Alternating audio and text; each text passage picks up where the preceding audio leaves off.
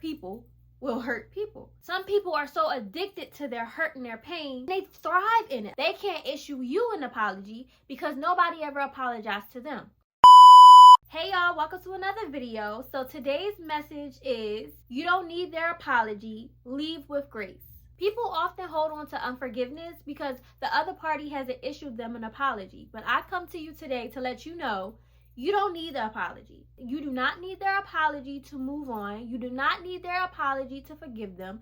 You do not need their apology to let it go. God wants you to exit and leave the situation, leaving with grace. Little do people know, when you do not forgive, or you are sitting there waiting for somebody to apologize to you in order for you to forgive, it's hurting you more than it's hurting the other party. Meaning, it's not affecting them the way that it's affecting you.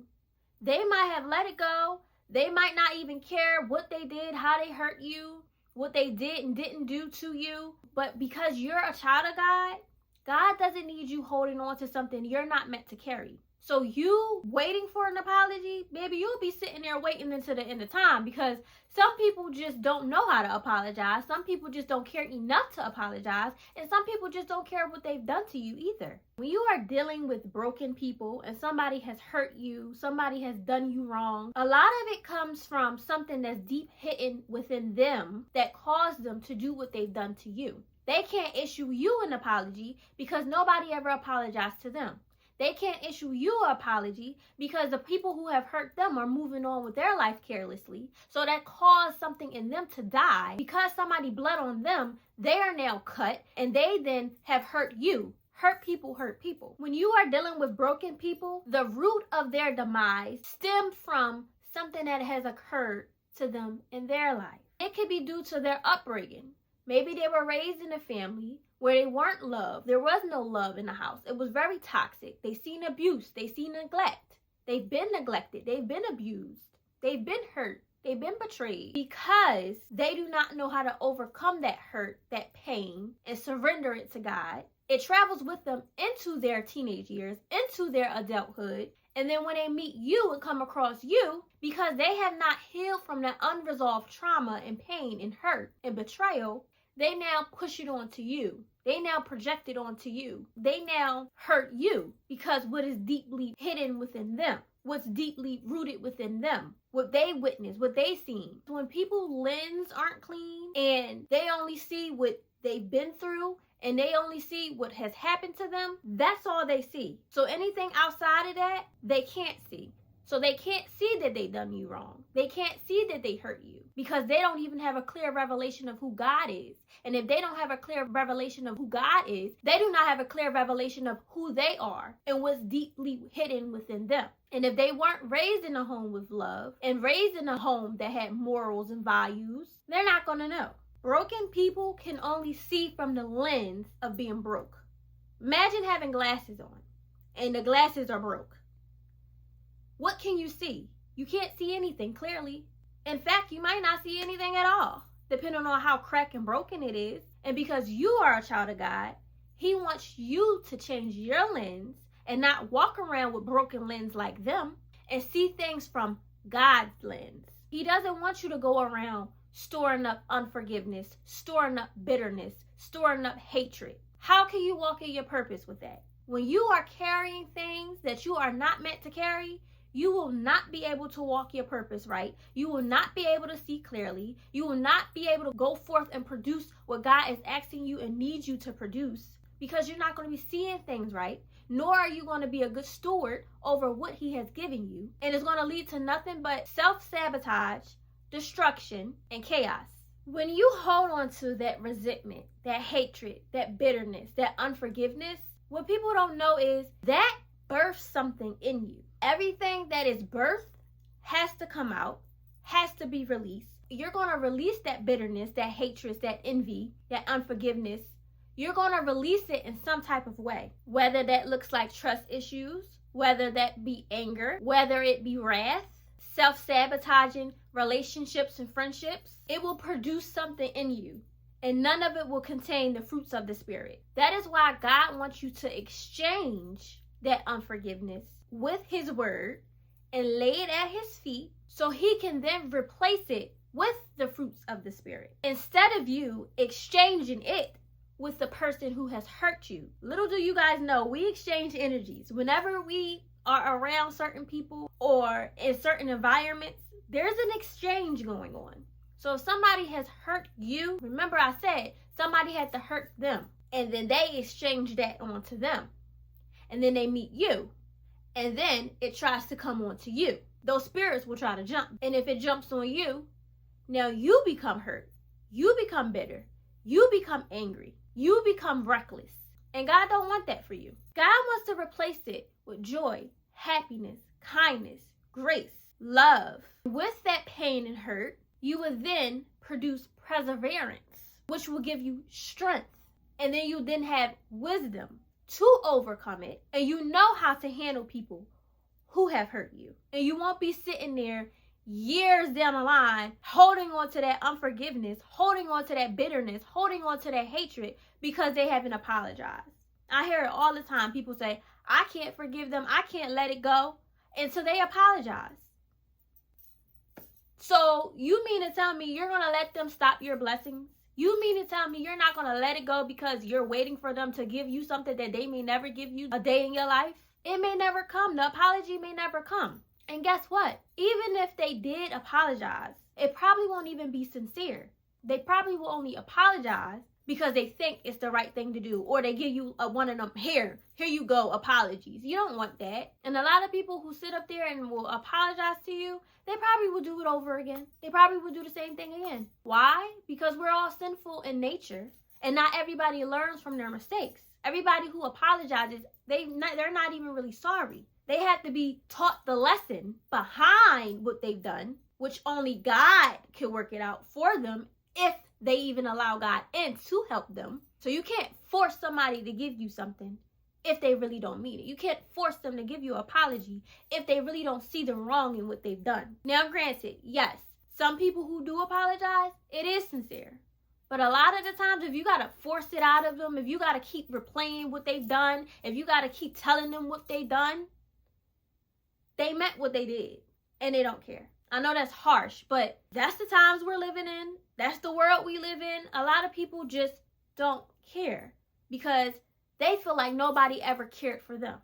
They felt like who hurt them never gave a darn about what they've done to them. So their heart turns cold. When you look at those hurt people, those broken people, they only stay in one spot in their life. They never excel. They never push through. They're not increased and prospered on to bigger things because they're too stuck in their own ways, and they're too stuck in their hurt. They're too stuck in their pain that they can't push through. Why? Because they're carrying things that they're not meant to carry, and they don't know how to release it. They don't know a healthy way of releasing it. But you, God doesn't want that for you. You are better than that. When you carry things that you are not meant to carry, you cannot walk in the identity that Christ has given you. You won't be able to. It's not going to be possible because you're too full of things that does not contain the fruits of the Spirit. Some people are so addicted to their hurt and their pain, they thrive in it. A lot of the times they thrive in that pain. They thrive in the bitterness. They thrive in the envy. They thrive in it. When you're so used to being in one environment, in one circumstance, and that's all you know, that's all you're going to see, that's all you're going to believe in, and that's all you're going to produce. That is why it is hard for people to walk boldly into their purpose because they're so used to the pain, because they're so used to being hurt, because they're so used to seeing things not go their way, because they've never seen anything good before. So if they never seen it, they won't believe that it exists. So when God is trying to push you into something, you won't go because it's foreign to you. When something is foreign to you, you're going to be scared to step into it because you don't know where it's going to lead you. You don't know where it's going to take you. You don't know what's going to be produced. Most times it's easier for people to stay in that pain and that hurt and that bitterness and that resentment. Then they go on to hurt other people. Intentionally and unintentionally, hurt people will hurt people. And they don't even know that they may have even hurt you. They don't even know that what they did might have been wrong. Nor do they recognize that that's all they're producing. That's why Jesus told us, forgive them, for they know not what they do. Some people really honestly don't know. As much as we would like to believe, oh yeah, they know. I mean, they know, but they don't have a clear understanding of it. They don't have a full revelation of it. They don't know the full destruction that's coming out of it. They don't even know what's deeply hidden in them for them to recognize that what they're doing is wrong. They don't know the full weight or the full understanding of the gravity of what they are doing. They don't know. And letting go isn't for the other person. It's not excusing the other person of what they did or what they didn't do. It's strictly for you. So you can prosper. So you can be increased for more. So you can enter into a land filled with milk and honey. So God can renew you and change your lens and change your way of thinking. But you have to want it for yourself. God's not going to force it onto you. You'll be convicted, yeah. But it comes to a point where God is just like, okay, if you don't want to change, I'm not going to force you. I'm not going to push you. Come to me when you're ready. Let it go when you're ready. I'll be here, but you're only delaying yourself. You're only hurting yourself. And a lot of things are hard to let go. It's not easy to forgive certain things that people do to you. Yes, a lot of the times we do want that apology. Do you want to know something with me? People rarely ever apologize to me. I've been hurt all my life, mostly all my life. It was a point in time when I wanted that apology. I'm like, I'm not letting them back. I'm not doing X, Y, Z. They haven't apologized to me yet. And God is just like, you don't need their apology. I graced you when you were in your wrong and you were doing what you wanted to do. And when you even hurt me, I still gave you grace. So what makes you think you're any better than anybody else where I can forgive you, but you can't forgive those who trespass against you? It's not happening like that. You're going to have to let that go. If they don't issue you an apology, it's okay because my grace is covering you too. Forgiveness is for your own personal growth. Now for me, yes, I forgive people even when they don't apologize to me. But one thing I will never be is a fool. So when you hurt me or you've done something to me, an apology ain't issued, nor do I need it because I already forgive you, your access will be cut off. Yes, you can forgive them. God calls us to forgive them, but God don't call us to be no fool. So even if they do come back, issue an apology, does not mean that they deserve access back into your life. And when they don't apologize and they try to come back, no thank you. No thank you, because then you train people to think that, yeah, I could do X, Y, and Z to this person and come back to them and do it again and again. And you have to understand, if they can't recognize their wrongs, they're most likely going to do it again. You let them back, they're going to do it again. Because one, they haven't learned the lesson. Two, they're too prideful and they won't issue an apology to you because their ego is too big. So in their mind, sometimes they don't think they did any wrong. There's people still to this day that are trying to get back in my life. Yeah, I forgive you. Yes, I can extend that grace, but I don't trust you. I don't trust you. So no, you can never get that close to me. I can still love you, and I love you from afar, but I have boundaries. I'm going to forgive you, though, because I want God to forgive me, and God has graced me, so I'm going to extend that grace. But not everybody who comes back apologizing, or even when they come back without an apology, does not mean they deserve access back into your life. And I think that's why people have a hard time of letting go without the apology, or even when they do apologize, because you mistake that for, okay, they apologize, I gotta let them back in. No, you don't. No, you do not. Unless God gives you the okay, yeah, this is okay. I worked on them. Once my trust is broken with you, that's just a me thing. And once it's broken, I can't let you back up into my inner circle. And especially if you have a track history of it. Now, it's the difference if they have a track history of it and when they don't, and they just make a mistake. They're not perfect, but they're willing to do the work. They're willing to change, and you have seen improvement in them and change, and they slip up here and there because we're all sinful by nature.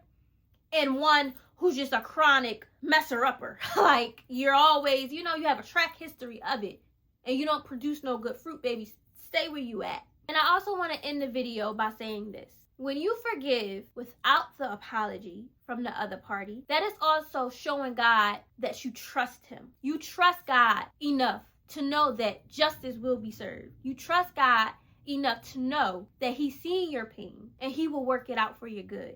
You trust God enough to know that everything that you have been through will not go in vain. So you won't step out of character, you won't go before him, and you won't go out here acting crazy and doing things you shouldn't do, because you trust God enough to know he will take care of you and that he will protect you and that he will repay you for all of your troubles. He's seen it, he heard it, he was with you while you were in it. So no, you do not need their apology to move on. Leave with grace and be humble. That's all God needs you to do.